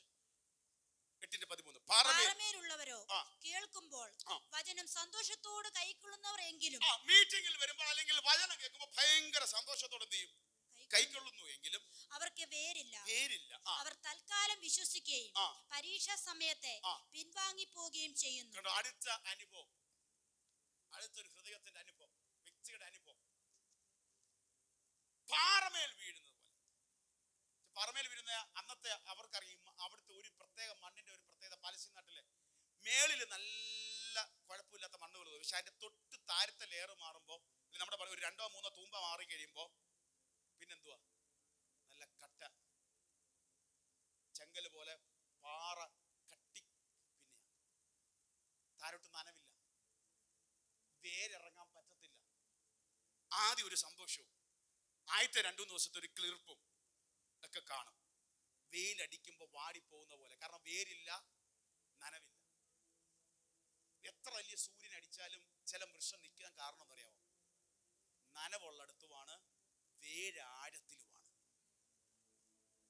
ഇതേപോലെ നമ്മുടെ ജീവിതത്തിൽ ശ്രദ്ധിച്ചേ, ഇന്ന് അല്ലെങ്കിൽ കഴിഞ്ഞ മീറ്റിംഗ്, ആ മീറ്റിംഗിൽ ഇരിക്കുമ്പോൾ നമുക്ക് ആ സന്തോഷം ഉണ്ട്, ഇല്ലെന്നല്ല ഞാൻ പറയാം, ഉണ്ട്. അതാ വചനവും പറയുന്നു, അത് സ്വീകരിക്കുന്നു. ആ മീറ്റിംഗ് അത് നമുക്ക് സന്തോഷം. പക്ഷെ വേരില്ലെങ്കിൽ ഇതെന്തോ ആയി പോകും, ഉണങ്ങിപ്പോകും. അത് നമ്മുടെ വേരെങ്ങനെ വരുന്നേ? ആ മണ്ണുമായിട്ടൊരു ബന്ധമാണ്, ആഴത്തിൽ ഇറങ്ങിയാണ്. കട്ടിപ്പാറകൾ ഉഴുത് മാറ്റിയിട്ട് ആഴത്തിൽ വേരിറങ്ങണം. അപ്പൊ നമ്മുടെ ജീവിതത്തിൽ അതിനർത്ഥം വളർച്ചയെ കാണിക്കുന്നു. ഇന്ന് മീറ്റിങ്ങിന്റെ ആ ദിവസത്തെ അനുഭവത്തിന് മാത്രമല്ല, വീട്ടിൽ ചെന്നാലും ക്രിസ്തുവിൽ വളരാൻ, എന്റെ വളർച്ചയ്ക്ക്, എന്റെ വേര് താരോട്ട് ഊരുന്നതിന് തടസ്സം നിൽക്കുന്ന തടങ്കൽ പാറകളെ മാറ്റി മുന്നേറാൻ നാം ഏൽപ്പിച്ചു കൊടുക്കണം. അല്ലെങ്കിൽ കണ്ടോ, തൽക്കാലം വിശ്വസിക്കും, എന്തെങ്കിലും പരീക്ഷയോ എന്തെങ്കിലും വരുമ്പോ നമ്മൾ എന്ത് ചെയ്യും? പിന്മാറും. ആദ്യത്തെ 2 ആഴ്ച പ്രാർത്ഥിച്ച് 3-ാമത്തെ ഉപവാസ പ്രാർത്ഥനയോട് കഴിയുമ്പോ എന്റെ കാര്യം നടക്കത്തില്ല, ഇത് ശരിയാവത്തൊന്നുമില്ല, ഇത് ഇങ്ങനെയൊക്കെ തന്നെ, ഭാഷ അങ്ങനെയൊക്കെ പറയും, ഇതെന്നാലും ഇത് നടക്കത്തില്ല, നമ്മൾ പിന്മാറിപ്പോയി, മൈൻഡ് മാറി. അങ്ങനല്ല. കൊലോസ്യർ 2:6-7 ഒന്ന് വായിച്ചു. കൊലോസ്യർ 2:6-7. ഇത് നിങ്ങളുടെ ഹൃദയത്തിലോട്ട് കയറി ഇന്ന് തന്ന ഒരു ദൂതിലിട്ട് വരാൻ പോവാ. പക്ഷെ ഇതൊരു അടിസ്ഥാനം നിങ്ങളുടെ അകത്ത് കയറണം. കൊലോസ്യർ 2:6-7 വേഗത്തിലൊന്ന് വായിച്ചേ. കൊലോസ്യർ 2:6-7. ആകയാൽ നിങ്ങൾ കർത്താവായ ക്രിസ്തുയേശുവിനെ കൈക്കൊണ്ടതുപോലെ അവന്റെ കൂട്ടായ്മയിൽ നടപ്പിൻ. കണ്ടോ, കർത്താവായ യേശു ക്രിസ്തുവിനെ കൈക്കൊണ്ടത് ആ അനുഭവത്തിലെ പോലെ തന്നെ വീണ്ടും അവന്റെ കൂട്ടായ്മയിൽ നടപ്പിൻ. കൈക്കൊള്ളുക മാത്രമല്ല, റിസീവ് ചെയ്യുക മാത്രമല്ല, സ്വീകരിക്കുക മാത്രമല്ല, അവന്റെ ഫെലോഷിപ്പിൽ നടക്കണം. കൂട്ടായ്മ ബന്ധം കളയരുത്. ദൈവമായിട്ടും ദൈവസഭയും ആത്മീയ കൂട്ടായ്മ ബന്ധം നമ്മൾ എന്ത് ചെയ്യരുത്? കളയരുത്. അതില്ലെങ്കിൽ നമുക്ക് ആഴത്തിൽ വേരൂന്നാൻ പറ്റത്തില്ല. യേശു ക്രിസ്തുവിനെ എല്ലാവരും ഉറക്കെ ശ്രദ്ധിച്ചേ. ആകയാൽ നിങ്ങൾ, നമുക്ക് ഒന്നിച്ചു വായിക്കാം. ആകയാൽ നിങ്ങൾ കർത്താവായ യേശു ക്രിസ്തുവിനെ കൈക്കൊണ്ടതുപോലെ അവന്റെ കൂട്ടായ്മയിൽ നടപ്പി. അടുത്ത ഇനി 7 കാണിച്ചു. 7 അവനിൽ വേരൂന്നി. ആരിൽ വേരൂന്നണം? നമ്മുടെ ക്രിസ്തു. നമ്മൾ എവിടെ വേരൂന്നണ്ടേ? ക്രിസ്തുവിൽ. നമ്മുടെ സാഹചര്യങ്ങൾ അതൊക്കെ തടങ്കൽ പാറകളാ. ഇത് ഈ വേരൂന്നിയ താരോട്ട് വേര് പോകത്തില്ല. നമ്മുടെ അടിസ്ഥാനം ആരാ? ക്രിസ്തു. ക്രിസ്തുവിൽ നമ്മൾ എന്ത് ചെയ്യണം? വേരു. അടുത്ത തൊട്ട് പറ, ക്രിസ്തുവിൽ അങ്ങ് വേരൂന്നണമെന്ന് പറഞ്ഞു. ക്രിസ്തുവിൽ എന്ത് ചെയ്യണം? തടങ്കൽ പാറ. ഈ പാറയ്ക്കകത്ത് വേരൂന്നാൻ പോകുമ്പോഴാ പ്രശ്നം. ഇന്നലത്തെ പരാജയങ്ങൾ, ഇന്നലത്തെ പ്രശ്നങ്ങൾ, പല വീട്ടിലെ സാഹചര്യങ്ങൾ, നമ്മുടെ ജീവിത അനുഭവങ്ങൾ, ഇതെല്ലാത്തിന്റെ അകത്തും കൊണ്ട്, ജീവിതത്തിന്റെ അനുഭവത്തിന്റെ അകത്ത് കൊണ്ട്, ലോകത്തിന്റെ മായ കാഴ്ചക്കകത്ത് കൊണ്ട് വേരൂന്നാൻ തുടങ്ങിക്കഴിഞ്ഞാൽ വളരത്തില്ല. കാരണം ഇതിന് നനവില്ല, വേരിറങ്ങത്തില്ല. അതുകൊണ്ട് അതിന്റെ ദോഷം എന്താ അറിയാമോ? സന്തോഷത്തോടെ സ്വീകരിച്ച വചനത്തെ, ആരാധിച്ച് സ്വീകരിച്ച വചനത്തെ, ജയത്തോടെ ഏറ്റെടുത്ത വചനത്തെ 100 മേനി കാണിക്കാൻ പിശാച് സമ്മതിക്കത്തില്ല.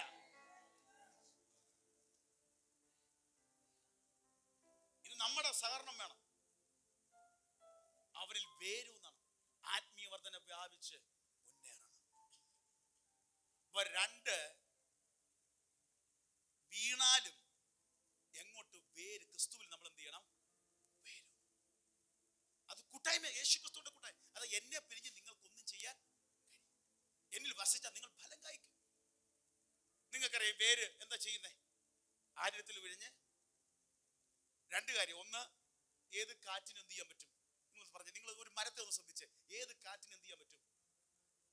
പിടിച്ചു നിൽക്കാൻ പറ്റും. ഇവിടേക്ക് ഇത്രയും കാറ്റടിച്ചില്ലേ?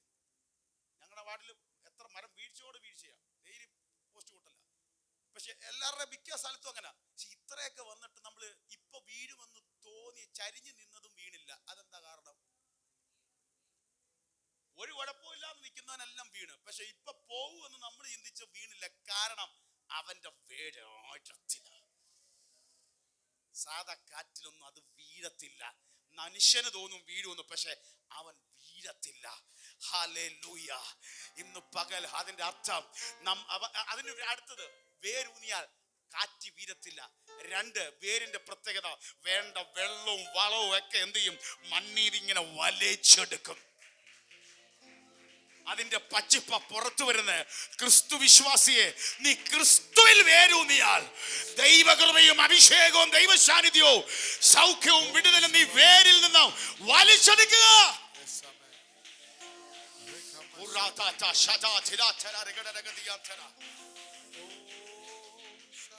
നമ്മുടെ പച്ചിപ്പ് എന്താണെന്നറിയാമോ? നമ്മുടെ ധൈര്യം എന്താണെന്നറിയാമോ? നമ്മുടെ ബലം എന്താണെന്നറിയാമോ? ക്രിസ്തുവിലെ വേരൂന്നിയ അനുഭവം. അല്ലെങ്കിൽ മീറ്റിങ്ങിനുള്ള ആ അനുഭവം, സന്തോഷത്തോടെ ഇന്നത്തെ മീറ്റിംഗ്, പാട്ട്, ജിജുബദർ, സാബദർ, പാസ്റ്ററിന്റെ എല്ലാം നല്ല ഓർഡർ ആയിരുന്നു, എല്ലാം ഭയങ്കരമായിരുന്നു, ദൈവസാന്നിധ്യമായിരുന്നു. പാട്ട് ഞാൻ പ്രതീക്ഷിച്ചു വന്ന അതേ പാട്ടാ പാടിയത്, അതേ തന്നെ ദൈവം എന്നെ സംസാരിച്ചത്. ഞാൻ വേദനയോടെ വന്നത്, അത് ദൈവം എന്നെ സംസാരിച്ചു. യെസ്, എല്ലാം നല്ല കാര്യം. പക്ഷെ അത് നിന്ന് ഫലം കായ്ക്കുന്ന വിടുതലായി മാറാൻ നീ അവന്റെ കൂട്ടായ്മയിൽ നടപ്പി. കാരണം കേട്ടത് എന്ത് ചെയ്യണം? വേരൂന്നണം. പക്ഷെ വീട്ടിൽ ചെല്ലുമ്പോൾ വേരൂന്നാനുള്ള സാഹചര്യം നമ്മൾ ഉണ്ടാക്കി കൊടുക്കണം. പാറയാട്ട് തന്നെ ഇടുന്നാൽ അത് താരോട്ട് ഇറങ്ങത്തില്ല, വെള്ളം വേണം. ഇനി വേറെ ചിലത് എവിടെ വീണമെന്ന് അറിയാമോ? ലൂക്കോസ് 8:7 പിന്നെ 14. 8:7 മറ്റു ചിലത് മുള്ളിനിടയിൽ വീണു, മുള്ളുകൂടെ മുളച്ചു, അതിനെ ഞെരുക്കി കളഞ്ഞു. ഇനി അതിന്റെ 14 വായിച്ചു. 14 അതിന് എന്തായാലും പൊരുൾ. മുള്ളിനിടയിൽ വീണതോ കേൾക്കുന്നവർ എങ്കിലും പോയി ചിന്തകളാലും ധനത്താലും സംസാര ഭോഗങ്ങളാലും ഞെരുങ്ങി പൂർണ്ണമായി ഫലം കൊടുക്കാത്തവരത്രേ. അടുത്ത എവിടെ വീണേ? ഇനി മേലോട്ടുള്ള വളർച്ചയാണ്. തൊട്ടു മുമ്പിൽ എന്തോ പറഞ്ഞു? മറ്റേ ആദ്യമേ ഉള്ളത് ഒന്നും വളർച്ചയേ ഇല്ല, അപ്പരെ കൊത്തി എടുത്തോണ്ട് പോയി. അടുത്തത് ഇനി നമ്മൾ അടുത്തത് രണ്ടാമത് വളർന്ന് നമ്മൾ എങ്ങോട്ട് വളരണം? ആഴത്തിൽ എന്ത് ചെയ്യണം? വേരൂന്നി ക്രിസ്തു. ഇനി മേലോട്ടൊരു വളർച്ചയുണ്ട്. മേലോട്ടുള്ള വളർച്ച എന്ത് ചെയ്യുന്നു? ഇത് എവിടെ വീണേ? പ്രശ്നം വേറെ വലിയ പ്രശ്നമൊന്നുമില്ല, പാറയൊന്നും വലിയ അടിയൊന്നും വലിയ പ്രശ്നമില്ല. ഏതിന്റെ ഇടയ്ക്കായി പോയി? ഇച്ചിരി അങ്ങോട്ട് വളർന്നു വന്നപ്പോ ഈ മുള്ളെല്ലാം കൂടെ പിടിച്ചെന്ത് ചെയ്തു? അങ്ങ് ഞെരുക്കി. പല ചിന്തകൾ, സംസാരഭോഗങ്ങൾ, പല ലോകത്തിന്റെ കാര്യങ്ങൾ കൊണ്ടുവന്ന് എന്ത് ചെയ്തു? ഇട്ടങ്ങ് ഞെരുക്കി. അതുകൊണ്ട് എന്തോ കുഴപ്പം? പൂർണ്ണമായി ഫലം നമുക്കറിയാം. ചില വിഷയം നമ്മുടെ മനസ്സിൽ കൊണ്ടുപോകുന്ന സത്യം പറഞ്ഞാൽ അവർക്കല്ല കുഴപ്പം, നമുക്കാ കുഴപ്പം.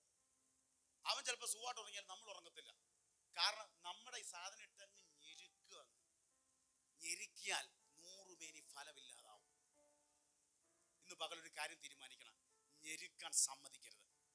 ഞെരുക്കുന്ന എന്തെങ്കിലുമൊക്കെ ഇട്ട് നമ്മൾ ഇട്ട് ചെയ്ത് വന്നു കഴിഞ്ഞാൽ എന്ത് ചെയ്യും? നമ്മളിട്ടങ്ങ് ഞെരുക്കി ഫലമില്ലാതാവും. അപ്പൊ ആ ഞെരുക്കുന്ന എന്തുണ്ടോ അതിനെന്ത് ചെയ്യണം?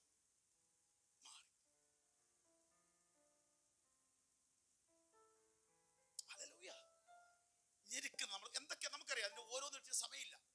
നമുക്കറിയാം നമ്മുടെ ആത്മീയ വളർച്ചയെ, മേലോട്ടുള്ള മുന്നേറ്റത്തെ ഞെരുക്കുന്ന ചില സംഭവങ്ങളുണ്ട്. അത് വാക്കാവാം, പ്രവൃത്തിയാവാം, ഇടപാടാവാം, നമ്മുടെ കൂടെ നിൽക്കുന്നതാകാം, അനുഭവങ്ങളാകാം, അതെല്ലാം ഉണ്ട്. നമ്മള് നാടൻ ഭാഷയിൽ കവികളും ആക്കാൻ മുല്ലപ്പൂമ്പടി ഏറ്റുകിടക്കും കല്ലുണ്ടാവും സർവ്വ. ശരിയാ, പറഞ്ഞത് കറക്റ്റാ. നമ്മൾ സ്ഥിരമായിട്ട് എന്തിനോട് കൂടുതൽ അറ്റാച്ച് ആകുന്ന കുറച്ച് കഴിഞ്ഞാൽ നമ്മളും അറിയാതെ അങ്ങനെ ആയി പോകും.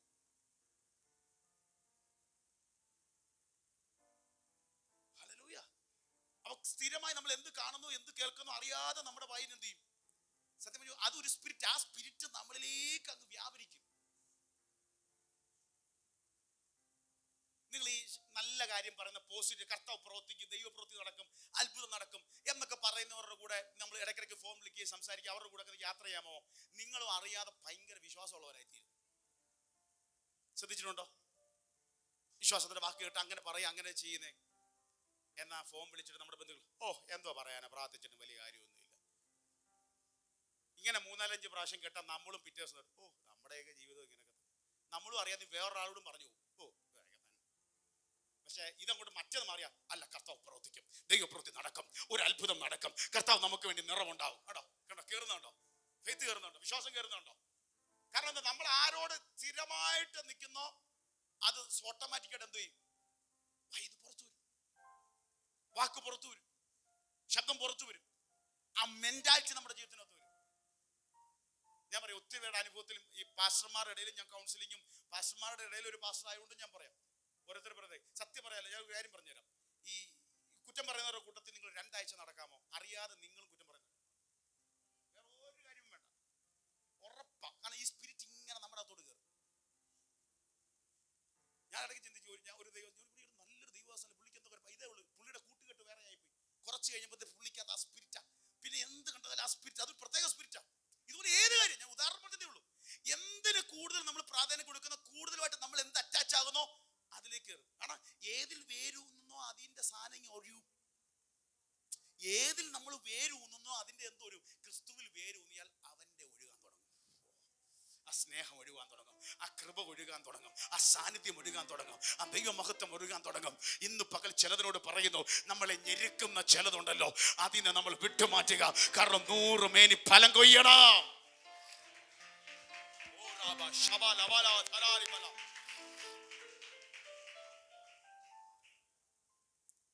എന്നാൽ വേറെ സ്ഥലത്ത് വിത്ത് വീണു. ലൂക്കോസിന്റെ സുവിശേഷം 8:8, 8:15 അത് വായിച്ചേ. എന്നിട്ട് ഇന്നത്തെ മെസ്സേജിൽ കയറാൻ പോകും. മറ്റ് ചിലത് നല്ല നിലത്ത് വീണു. ചിലത് എവിടെ വീണു? നല്ല നിലത്ത് വീണു. ഉറക്കെ പറ, നല്ല നിലത്ത് വീണു. വഴിയരി വീണില്ല, അടിയിൽ പാറയുള്ളിടത്ത് വീണില്ല, മുള്ളെല്ലാം കൂടിട്ട് ഞെരുക്കുന്നത് എന്ത് ചെയ്തില്ല, വീണില്ല. എവിടെ വീണു? ഉറക്കെ പറ, നല്ല നിലത്ത് വീണു. അതിന്റെ പ്രത്യേകത, മുളച്ച് 100 മേനി ഫലം കൊടുത്തു. മുളച്ച് 100 മേനി ഫലം കൊടുത്തു. ഇത് പറഞ്ഞിട്ട് കേൾപ്പാൻ ചെവിയുള്ളവർ കേൾക്കട്ടെ എന്ന് വിളിച്ചു പറഞ്ഞു. എന്താ അതിന്റെ പൊരുൾ? 8:15 നല്ല മണ്ണിലുള്ളതോ, നല്ല മണ്ണിലുള്ളതോ, വചനം കേട്ട് ഗുണമുള്ള നല്ല ഹൃദയത്തിൽ സംഗ്രഹിച്ച് ക്ഷമയോടെ ഫലം കൊടുക്കുന്നവർ തന്നെ. ഹല്ലേലൂയ. ഒരിക്കൽ കൂടെ 8:15 വായിച്ചേ. നല്ല നിലത്ത് മണ്ണിലുള്ളതോ, വചനം കേട്ട് ഗുണമുള്ള നല്ല ഹൃദയത്തിൽ സംഗ്രഹിച്ച് ക്ഷമയോടെ ഫലം കൊടുക്കുന്നവർ തന്നെ. ആക്ച്വലി ഈ നിലമല്ല ഏതാണെന്നറിയാമോ?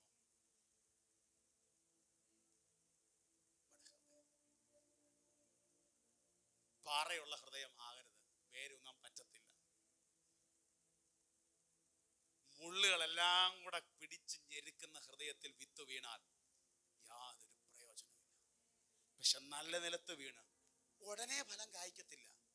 ക്ഷമയോടെ ഒന്ന് വെയിറ്റ് ചെയ്ത് ദൈവം ദൈവപ്രവൃത്തി അനുഭവിച്ചിരിക്കും.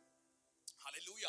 അപ്പം ഇത് പറഞ്ഞിട്ട് ഞാൻ ഇന്നലെ വേഗത്തിൽ ഒരു 5-10 മിനിറ്റ് മെസ്സേജ് പറഞ്ഞ് ഞാൻ പ്രാർത്ഥിക്കാൻ പോവാ. ഹല്ലേലൂയ. ഇത് പറഞ്ഞ് കർത്താവ് പറഞ്ഞ് മുന്നോട്ട് വരുമ്പോൾ നടക്കുന്ന സംഭവമാണ് ഇന്നത്തെ മെസ്സേജ്. അതിന്റെ 26 മുതലുള്ള വാക്യങ്ങൾ വേഗത്തിൽ വായിച്ച് നമ്മൾ നിങ്ങൾക്ക് വേണ്ടി പ്രാർത്ഥിക്കാൻ പോവാ. അവർ ഗലീലയ്ക്ക് നേരെയുള്ള ഗെരാസ് സൈന്യദേശത്ത് അണഞ്ഞു. അവൻ കരയ്ക്ക് ഇറങ്ങിയപ്പോൾ ബഹുകാലമായി ഭൂതങ്ങൾ ബാധിച്ച ഒരു മനുഷ്യൻ പട്ടണത്തിൽ നിന്നും വന്ന് എതിർപ്പെട്ടു. അവർ ബഹുകാലമായി വസ്ത്രം ധരിക്കാതെയും വീട്ടിൽ പാർക്കാതെയും ശവക്കല്ലറുകൾ അത്രയായിരുന്നു. അവൻ യേശുവിനെ കണ്ടിട്ട് യേശുവിനെ വിളിച്ച് അവനെ നമസ്കരിച്ചു. യേശുവേ, മഹോന്നതനായ ദൈവത്തിന്റെ പുത്ര, എനിക്കും നിനക്കും തമ്മിൽ എന്ത്? എന്നെ ഉപദ്രവിക്കരുതേ എന്ന് ഞാൻ വിളിച്ചപേക്ഷിക്കുന്നു എന്ന് ഉറക്കെ പറഞ്ഞു. നമുക്ക് മനസ്സിലായല്ലോ, ഒരു ഭൂതം ബാധിച്ച ഒരു മനുഷ്യൻ ആ ദേശത്ത് യേശു വന്നപ്പോൾ യേശുവിനെ എതിരേറ്റു. വസ്ത്രം ധരിക്കാതെ, വീട്ടിൽ പാർക്കാതെ, എവിടെ പാർത്തു? ശവക്കല്ലറയിൽ പാർക്കുന്നവൻ. ഇനി 29 തൊട്ട് വായിച്ചു. 29. അശുദ്ധാത്മാവിനോട് ആ മനുഷ്യനെ വിട്ടുപോകുവാൻ കൽപ്പിച്ചിരുന്നു. അപ്പൊ ആ മനുഷ്യനെ നോക്കിയിട്ട് പറഞ്ഞു, അവനെ ഈ അവസ്ഥയിലാക്കി അശുദ്ധാത്മാവേ, ഈവിൾ സ്പിരിറ്റ്, ഡിമൺ പൊസസ്സേ, വിട്ടുപോ. അത് വളരെ കാലമായി അവനെ ബാധിച്ചു.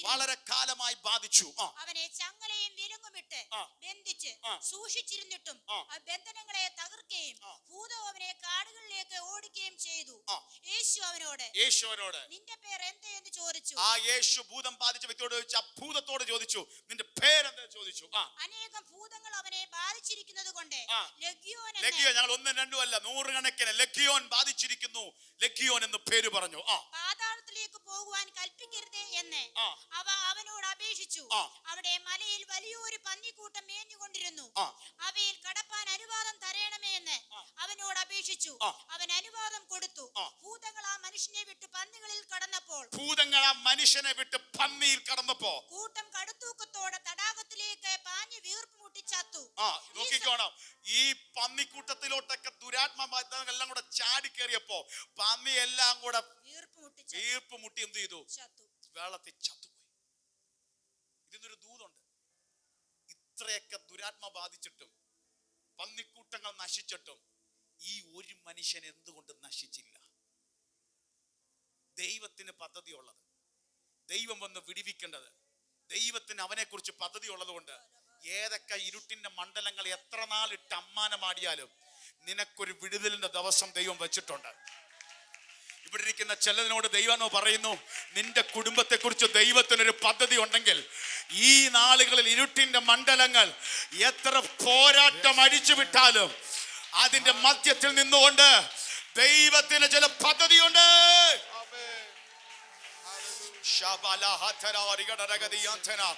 ഇപ്പൊ നിങ്ങൾക്ക് മനസ്സിലായോ? ഇത്ര പ്രതിസന്ധി വന്നിട്ടും ഇത്ര പ്രശ്നം വന്നിട്ടും എന്തുകൊണ്ട് നീ തകർന്നു പോയില്ല? ദൈവത്തിന് നിന്നെ കൊണ്ട് നിന്റെ ഭാവിയെ കുറിച്ച് ഒരു പ്ലാൻ ഉണ്ട്.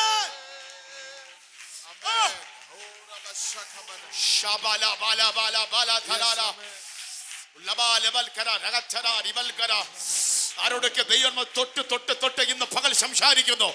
നിന്റെ ജീവിതത്തിൽ ഇത്രയൊക്കെ പ്രതിസന്ധി ഒന്നിന്റെ പിന്നാലെ അടിച്ചിട്ടും നീ ഉടഞ്ഞു പോകാത്തത്, നീ തകർന്നു പോകാത്തത്, നിന്നെ കുറിച്ച് ദൈവത്തിന് നിന്റെ നാട്ടിൽ നിന്നെ കുറിച്ച് ഒരു പ്ലാൻ ഉണ്ട്.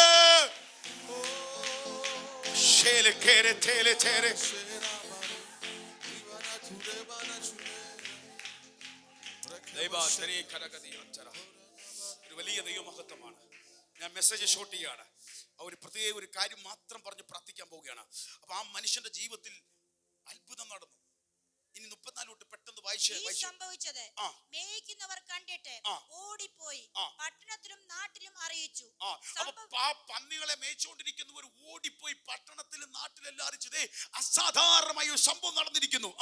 സംഭവിച്ചത് കാണാൻ അവർ പുറപ്പെട്ടു. സംഭവിച്ചത് കാണാൻ ജനക്കൂട്ടം പുറപ്പെട്ടു. പട്ടണത്തിൽ യേശുവിന്റെ അടുക്കൽ വന്നു. ഭൂതങ്ങൾ വിട്ടുപോയ മനുഷ്യൻ വസ്ത്രം ധരിച്ച് സുബോധം പൂണ്ട് യേശുവിന്റെ കാൽക്കൽ ഇരിക്കുന്നത് കണ്ടു ഭയപ്പെട്ടു. കണ്ടോ, ദൈവം നിന്റെ ജീവിതത്തിൽ ഇടപെടാൻ തുടങ്ങിക്കഴിഞ്ഞാൽ നിന്റെ അവസ്ഥ മാറും.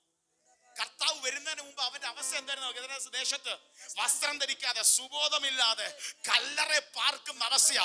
നാട്ടുകാര് കാണുക അവന്റെ അവസ്ഥ മാറി സുബോധം പൂണ്ട് യേശുവിന്റെ കാൽക്കൽ ഇരിക്കുന്നത്. ഇന്ന് പകൽ നിന്റെ ജീവിതത്തിന്റെ അകത്ത് ദൈവം തൊട്ടാൽ മറ്റുള്ളവർ കാണത്തക്ക രീതിയിലുള്ള ചില വിടുതൽ ദൈവം ചെയ്യും. ഏൽപ്പിച്ചു കൊടുത്തോ ദൈവത്തിന്റെ കരത്തിന്റെ പ്രവൃത്തിക്ക് ഏൽപ്പിച്ചു കൊടുത്തു. മുഖച്ഛായ മാറും, നിന്റെ ചരിത്രം മാറും, അനുഭവങ്ങൾ മാറും.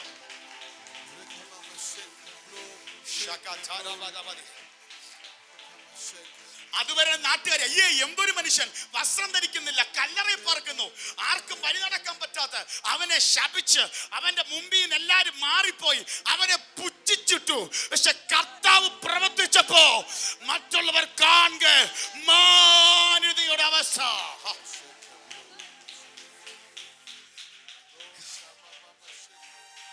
ആ വാക്ക് എന്നെ ഭയങ്കരമായി സന്തോഷിപ്പിക്കുക. കല്ലറെ കടന്നവൻ ഇപ്പൊ എവിടാ? കർത്താവിന്റെ കാൽക്കലിരിക്കുന്നു.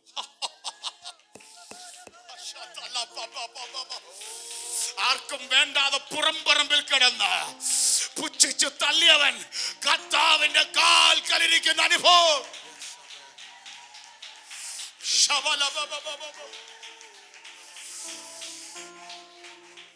വിശ്വസിക്കാമോ? ആദ്യമൊക്കെ ജീവിതത്തിൽ അങ്ങനത്തെ ചില അനുഭവങ്ങൾ ഉണ്ടെങ്കിൽ നീ മറ്റുള്ളവർ കാണുക കർത്താവിന്റെ കാൽക്കലിരിക്കുന്ന, കർത്താവിന്റെ മഹത്വത്തിലിരിക്കുന്ന, ദൈവകൃപയിലിരിക്കുന്ന അനുഭവം കർത്താവ് ചെയ്യും. വേഗത്തിൽ ഭൂതഗ്രസ്തന് സൗഖ്യം വന്നത് എങ്ങനെയെന്ന് കണ്ടവർ അവരോട് അറിയിച്ചു. ഗെരാസേന്യ ദേശത്തിലെ ജനസമൂഹമെല്ലാം ഭയപരവശരായി തങ്ങളെ വിട്ടു പോകണമെന്ന് അവനോട് അപേക്ഷിച്ചു. 38 മുതൽ 40 വരെ വായിച്ചു. ഭൂതങ്ങളെ വിട്ടുപോയ ആൾ അവനോടുകൂടെ ഇരിപ്പാൻ അനുവാദം ചോദിച്ചു. അതിന് അവൻ, നീ വീട്ടിൽ മടങ്ങിച്ചെന്ന് ദൈവം നിനക്ക് ചെയ്തതൊക്കെയും അറിയിക്ക എന്ന് പറഞ്ഞവനെ അയച്ചു. ഭൂതഗ്രസ്തൻ പറഞ്ഞു, ഞാനും വരട്ടെ കർത്താവേ, എന്റെ ലൈഫ് മാറ്റിയത് നീയാ, നിന്റെ കൂടെ ഞാനും പടകേറി മറുകരയിലേക്ക് വരട്ടെ. യേശു പറഞ്ഞു, നീ വരണ്ട, നീ ഇത്ര അനുഭവിച്ചെടുത്ത് നിനക്കൊരു വലിയ പദ്ധതിയുണ്ട്, നീ തിരിച്ചു വീട്ടിലേക്ക് ചെന്ന്. അവൻ പോയി യേശു തനിക്ക് ചെയ്തതൊക്കെ പട്ടണത്തിലെല്ലാം അറിയിച്ചു. നിന്നെ കൊണ്ടുള്ള പദ്ധതി അതാ. ആ ദേശത്ത് എന്റെ ശബ്ദമായി നീ മാറണം. ഇത്രയധികം ഭൂതങ്ങൾ വന്നിട്ട് നീ നശിക്കാത്തത് എന്താണെന്നറിയാമോ? ഇത് നിന്നിക്കൂടെ നിറവേറണം. നിന്റെ ദേശക്കാരുടെ, നിന്റെ ചർച്ചക്കാരുടെ, നിന്റെ പട്ടണക്കാരുടെ നടുവിൽ എനിക്ക് നിന്നെ കുറിച്ചൊരു മാന്യതയുണ്ട്. യേശുവിനറിയാം, നീ എന്റെ കൂടെ വരുന്ന എനിക്ക് സന്തോഷമാണ്, എന്റെ കൂടെ സൗഖ്യമായാലും വിടുതലൊക്കെ ഉണ്ട്. പക്ഷെ നീ വരണ്ട. കാരണം നീ എവിടെ നിന്ദിക്കപ്പെട്ടോ, എവിടെ നീ പുച്ഛിക്കപ്പെട്ടോ, അവിടെ നിന്നെ കുറിച്ചൊരു വലിയ പ്ലാനുണ്ട്. ഹല്ലേലൂയ. ഇത് പറഞ്ഞിട്ടാണ് 40-ാമത്തെ വാക്യം. യേശു മടങ്ങി വന്നപ്പോൾ പുരുഷാരം അവനെ സന്തോഷത്തോടെ കൈക്കൊണ്ടു. അവർ എല്ലാവരും അവനായിട്ട് കാത്തിരിക്കുകയായിരുന്നു. മെസ്സേജ് തുടങ്ങാൻ ഇനി സമയമില്ല, പിന്നെ എടുക്കാം. ഒരു വാക്ക് മാത്രം പറഞ്ഞ് പ്രാർത്ഥിക്കാം. യേശുവിനെ സന്തോഷത്തോടെ കൈക്കൊണ്ടു, അവനായി കാത്തിരിക്കുക. അവനായി കാത്തിരിക്കുക. ദൈവസന്നിധിയിലായി പുരുഷാരത്തിന് കൊതി. അവര് യേശു തിരിച്ചു വരുന്നവരെ അവർ നോക്കിക്കൊണ്ടിരിക്കുകയായിരുന്നു. സന്തോഷത്തോടെ സ്വീകരിച്ചു. കാരണം ഗദരദേശത്ത് പോയിട്ട് തിരിച്ചു വരുമല്ലേ, അവരെന്ത് ചെയ്തോണ്ടിരിക്കുക? സന്തോഷത്തോടെ സ്വീകരിക്കാൻ കാരണം എന്തുവാ? കണ്ണും കാതും ഓർത്ത് യേശു എപ്പോ വരുമെന്ന് പറഞ്ഞ് അവനായി കാത്തിരിക്കുക. ക്രിസ്ത്യൻ ലൈഫ് അതാണ്. ക്രിസ്തുവിനായി, അവന്റെ പ്രവൃത്തിക്കായി കാത്തിരിക്കുന്നവനായ, അവനോടൊരു കൂട്ടായ്മ ആഗ്രഹിക്കുന്നവനായി. നമ്മൾ ഇന്ന് ഒന്നിച്ചു വായിച്ച സങ്കീർത്തനത്തിൽ ഒരു വചനമുണ്ട്. സങ്കീർത്തനം 92-ന്റെ 12, 13, 14 എന്ന് വായിച്ച്. സങ്കീർത്തനം 92. പന പോലെ തഴയ്ക്കും, ലെബാനോനിലെ ദേവദാരി പോലെ വളരും. 13. യഹോവയുടെ ആലയത്തിൽ നടുതലയായവൻ, അതായത് പ്ലാൻ ചെയ്ത വസിക്കുന്നവൻ, നമ്മുടെ ദൈവത്തിന്റെ പ്രാകാരങ്ങളിൽ തഴയ്ക്കും. അവൻ തഴയ്ക്കുന്നു. വാർദ്ധക്യത്തിലും അവർ ഫലം കായ്ച്ചുകൊണ്ടിരിക്കും. അവർ പുഷ്ടി വെച്ചും പച്ച പിടിച്ചും ഇരിക്കും. കാരണം ദൈവത്തിന്റെ സന്നദ്ധിയോട് ചേർന്നിരിക്കുന്നവൻ, ദൈവത്തിന്റെ ആലയത്തിൽ ദൈവസന്നിധിയിലായിരിക്കുന്നവൻ, അവൻ തഴയ്ക്കും. വാർദ്ധക്യത്തിലാണെന്ന് പറഞ്ഞാലും പുഷ്ടി വെക്കും. ഇന്ന് പകൽ ദൈവത്തിനായി കാത്തിരിക്കുന്ന, ദൈവസന്നിധിയോട് ചേർന്നിരിക്കുന്നവനോട് ദൂത് പറ. അത് പറഞ്ഞ് നമ്മൾ പ്രാർത്ഥിക്കാൻ പോവാ. നീ തഴയ്ക്കും. വാർദ്ധക്യമാണെങ്കിലും സാഹചര്യം പ്രതികൂലമാണെങ്കിലും നീ എവിടെ പ്ലാൻ ചെയ്തിരിക്കുന്നത്? ആലയത്തിന്റെ സാന്നിധ്യത്തിന്റെ അകത്താണെങ്കിൽ നീ തഴയ്ക്കും. അവരുടെ ആഗ്രഹം ദൈവത്തോട് ചേർന്നിരിക്കുകയാണ്. ഇന്ന് പകൽ ഇവിടെ ഇരിക്കുന്ന ചിലതിനോട് ദൈവാത്മാവ് പറയാണ്, ഈ ദിവസം നമ്മുടെ ആഗ്രഹം ആ ദൈവത്തിന്റെ ആ വാക്കിങ്ങനെയാണ്, യഹോവയുടെ ആലയത്തിൽ നടുതലയായിരിക്കുന്നവർ, അതായത് those who be planted in the house of Lord. ആ ചെടി അവിടെയും ഇവിടെയും നട്ട ചെടി എന്നല്ല, ദൈവസന്നിധിയിൽ ചേർന്നിരിക്കുന്ന എവിടെ നട്ടോ, ആലയത്തിൽ നട്ടതാണോ നീ വളർന്നിരിക്കും, നീ പുഷ്ടി പ്രാപിച്ചിരിക്കും.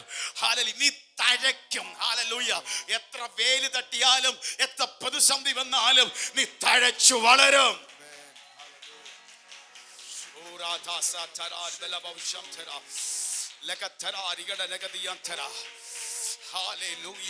അതാ വിലാപങ്ങൾ 3:25 ബൈബിൾ പറയുന്നു.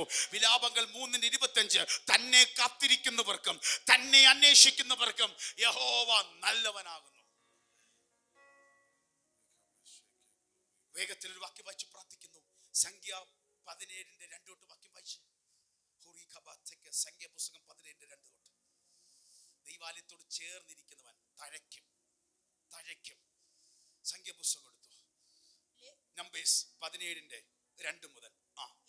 യഹോവ പിന്നെ മോശയോട് അരുളിച്ചെയ്തത്, ഇസ്രായേൽ മക്കളോട് സംസാരിച്ച് അവരുടെ പക്കൽ നിന്ന് ഗോത്രം ഗോത്രമായി സകല ഗോത്ര പ്രഭുക്കന്മാരോടും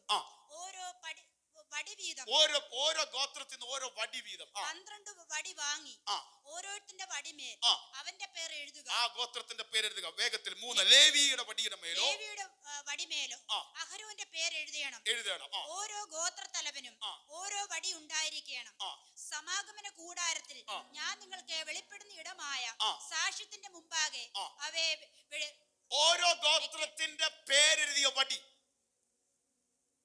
ആലയത്തിൽ എന്റെ സാന്നിധ്യത്തിന്റെ മുമ്പിൽ കൊണ്ടുവെക്കണം. ദൈവം ഒരു തെളിയിക്കുക. ആരെയാണോ ഞാൻ തെരഞ്ഞെടുത്തത് അത് തെളിയിക്കാൻ ഒരു അടയാളമാണ്.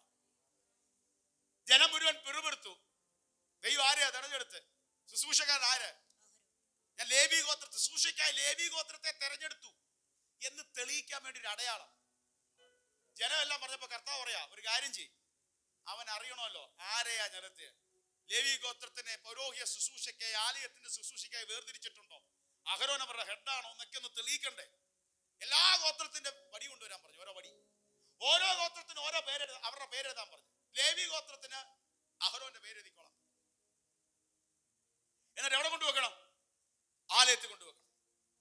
17:5 വായിച്ചേ. ഞാൻ തെരഞ്ഞെടുക്കുന്നവന്റെ വടി തളിർക്കും. ഞാൻ തെരഞ്ഞെടുത്തവന്റെ വടി ദൈവസന്നിധി വെച്ചത് തളിർക്കും. ഇങ്ങനെ ഇസ്രായേൽ മക്കൾ നിങ്ങൾക്ക് വിരോധമായി പിറുപിറുക്കുന്നത് ഞാൻ നിർത്തലാക്കും. വാടി തളർക്കുമ്പോ ചില പിറുപിറുപ്പുകളെ ഞാൻ എന്ത് ചെയ്യും? നിർത്തലാക്കും. ഹല്ലേലൂയ. 7 വെട്ടും വായിച്ചാൽ മതി. 7 വെട്ടും. മോശ വടികളെ സാക്ഷ്യകൂടാരത്തിൽ യഹോവയുടെ സന്നിധിയിൽ വെച്ചു. ഈ വടിയെല്ലാം എവിടെ കൊണ്ടുവച്ചു? സാക്ഷ്യകൂടാരത്തിൽ യഹോവയുടെ സന്നിധിയിൽ വെച്ചു. യഹോവയുടെ ആലയത്തിൽ നടുതലായിരിക്കണം. പ്ലാന്റ് ചെയ്തവൻ തഴയ്ക്കും. ദൈവസന്നിധിയോട് കൊതിയോടെ അവർ തടാകത്തിന്റെ അപ്പുറത്ത് കാത്തിരുന്നു പറഞ്ഞ പോലെ. ഇനി അടുത്തത് പിറ്റേന്നാൾ മോശ സാക്ഷ്യകൂടാരത്തിൽ കടന്നപ്പോൾ ലേവ്യ ഗൃഹത്തിനുള്ള അഹരോന്റെ വടി തളിർത്തിരിക്കുന്നത് കണ്ടു. അത് തളിർത്ത് പൂത്തു ബദാം ഫലം കായ്ച്ചിരുന്നു. പിറ്റേ ദിവസം ചെന്നപ്പോ ബാക്കി 11 വടികളും വെറുതെ ഇരുന്നപ്പോ ലേവി ഗോത്രത്തിന്റെ അഹരോന്റെ പേരെഴുതിയ വടി തളിർത്ത് പൂത്ത് കായ്ച്ച് ബദാഫലം കായ്ച്ചിരിക്കുന്ന അനുഭവം ഒരുണക്ക വടിയുന്ന മണിക്കൂറുകൾ കൊണ്ട് പിറ്റേ ദിവസം ദൈവം സംഭവിപ്പാൻ എന്റെ ദൈവം ഇടയാക്കി. അതിന്റെ അർത്ഥം ആലയത്തിൽ ദൈവസന്നിധിയോട് ചേർന്നിരിക്കുന്ന നിന്റെ ജീവിതം തഴച്ചിരിക്കും. ഇന്ന് പകൽ ചിലതിനോട് ദൂത് പറയാ, നീ കണ്ടത് ഉണക്കപടിയാണെങ്കിലും നിനക്കെതിരെ 1000 പിറുപിറുപ്പുണ്ടെങ്കിലും ഓടി ദൈവസന്നിധിയിലേക്ക് കൊണ്ടുവച്ചോ. നിന്റെ വിഷയത്തെ ദൈവസന്നിധിയിലേക്ക് കൊണ്ടുവച്ചോ. അത് തളിർക്കാൻ സമയമാകാൻ പോകുകയാണ്. നീ